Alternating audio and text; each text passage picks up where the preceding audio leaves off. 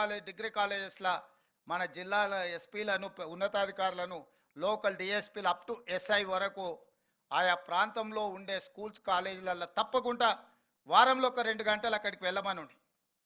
This is our responsibility, this is our duty, this is what we wanted to enforce, this is what moral policing, not only physical policing is going to resolve some problems, not all the problems, but moral policing is going to resolve every problem. We have to focus more and more on moral policing.